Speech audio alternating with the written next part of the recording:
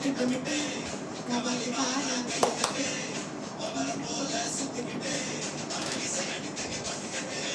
So I bought tickets in advance for this movie and watched it on the first day. Not something I normally do. And then, right after watching it, I bought tickets again to watch it the next day. Because I was like, I'm not satisfied.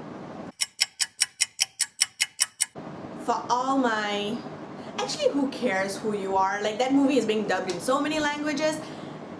It is the event of the year. I'm gonna give you guys a review on... Everybody, can I get a drum roll? Kabali. Of course, of course. I would like to start with the poster. It gave away so much about the plot and what it is gonna be, with Rajinikanth sitting in the building and having the Twin Towers in the background. My first thought when I looked at it, I was just like, this is every Malaysian Indian's dream. It was perfect.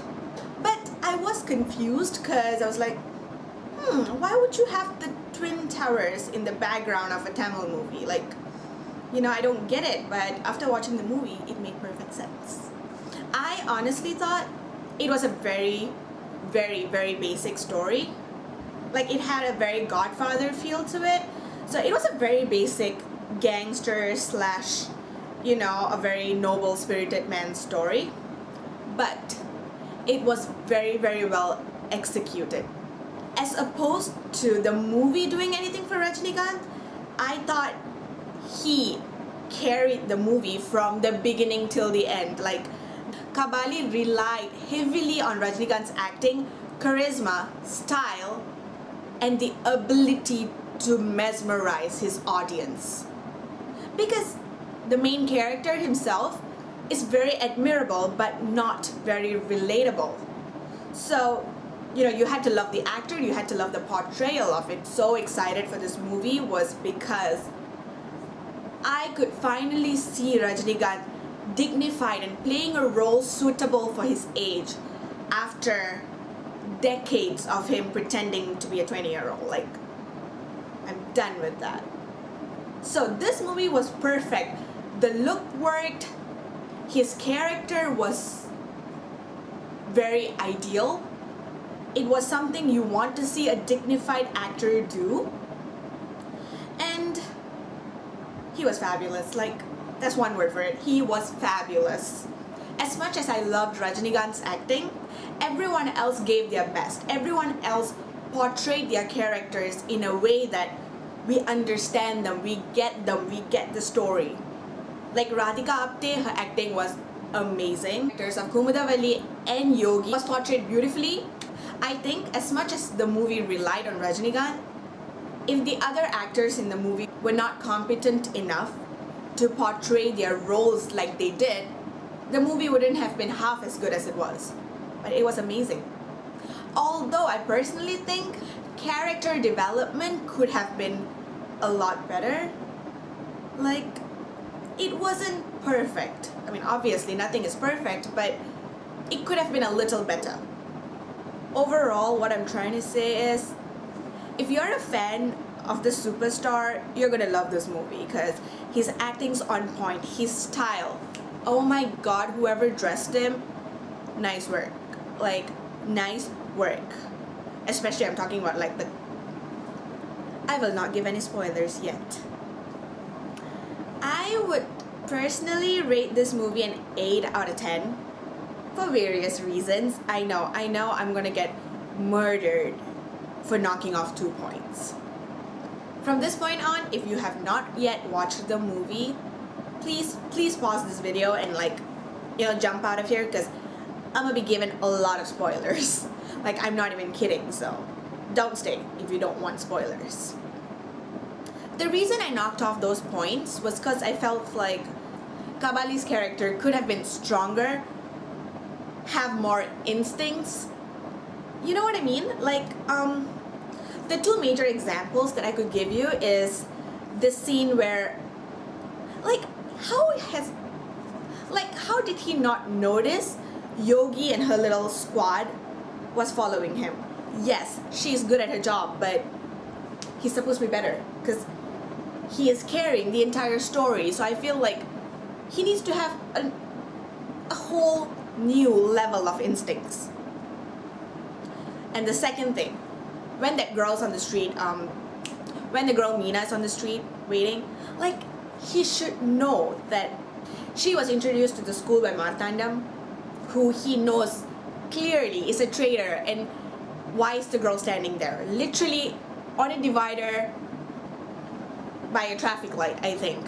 So these were the little things. I know they make mistakes, but they're too silly of mistakes to make.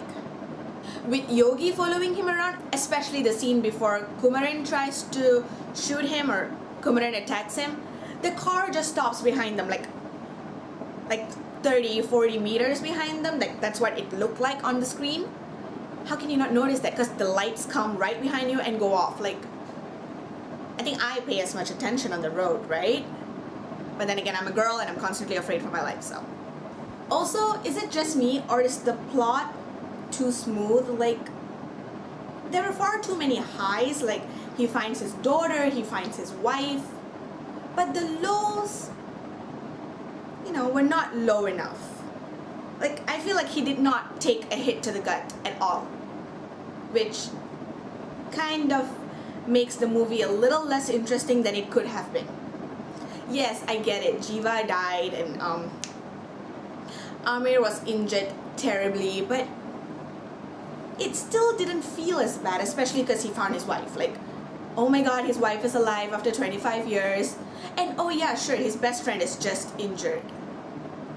Also, can someone explain the ending to me?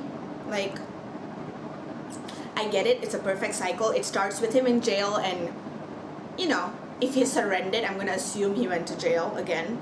Also, I would really like to point out the fact that the actresses who played Yogi and who played Kumudavali are merely 5 years apart from each other.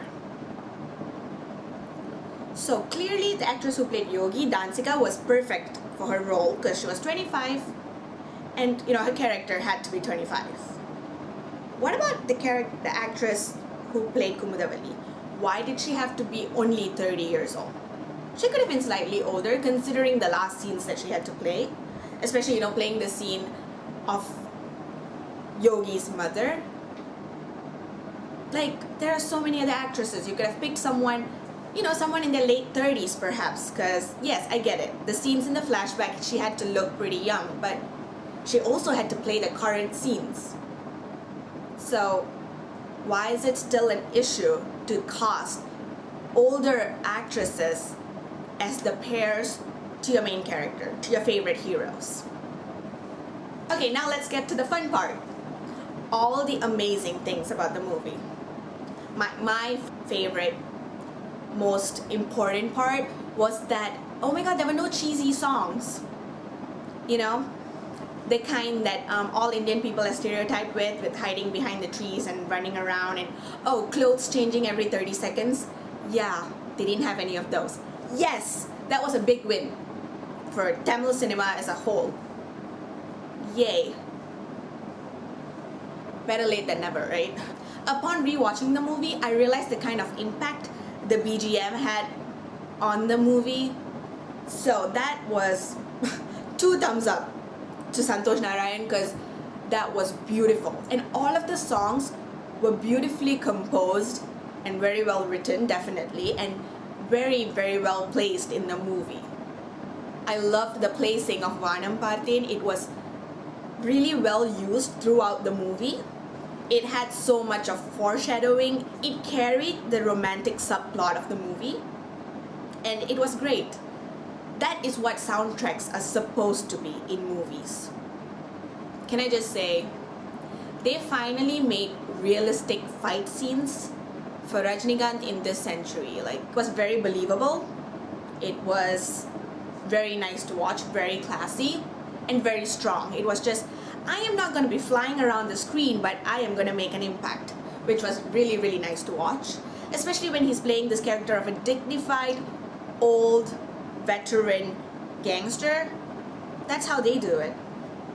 So, as I said earlier, Kabali's look was on point. Like, the way they dressed him was very classy, very mature. Everything matched, everything worked so well, and him looking so good made everyone else look bad. The colors worked great on him. I like the fact that he was not wearing a Rolex or an Omega watch. He was wearing a Michael Kors. Welcome to the 21st century. Although I didn't like the watch very much, I just liked the fact that it was Michael Kors. The blast from the past of KL was really nice to see. It was very well made, very believable, and I liked both the characters of the wife and the daughter. They were both very strong women who were neither of them were actually afraid of anything. You know, when you think of a woman from like the 70s and 80s, you would think she's timid and not as bold as Kumudavali's character. Like the last scene, not the last scene, but almost towards the end when she just gives Veerasekharan and Tony Lee that stare, she's just like, yeah, na maraka mate. And I'm like, yes girl, yes, like they need to know you're tough. And the daughter, obviously, she's tough. She's an assassin, like no complaints there. So I love the fact that it was a daughter and not a son, not the cliched son saving his father because he can fight. It was a daughter. And to all Godfather fans out there, I think she's the equivalent to Michael, you know. Oh, also, another Godfather parallel that I saw, 5 bullets. The one time they tried to take the Don down, 5 bullets. As much as I loved all of the actors and all of the characters, I still think Nasser was the best choice for Tamil Nason's character. Like, he exuded strength. So, final thoughts. I still don't understand why I watched a Hollywood movie with Hollywood actors and walked out of the cinemas feeling like, did I just watch a local movie? Because, you know, I'm Malaysian and I'm like, that movie was entirely shot in Malaysia, so I'm a little confused. But nice work. Thank you for acknowledging us who live in Malaysia. We're a pretty big fan base here, okay? We watch a lot of Tamil movies. Yes, we do not have the population, but we still make our mark. Like, you know, we do spend a lot on movies, so thank you. And for more movie reviews and other really random videos, do subscribe down below and do comment what you thought about the movie. Did you love it? Did you hate it? Did you love my review? Did you hate my review? Do you hate me for giving the movie 8 out of 10? Or if you agree with me. Thank you. Till I see you guys next time. Goodbye.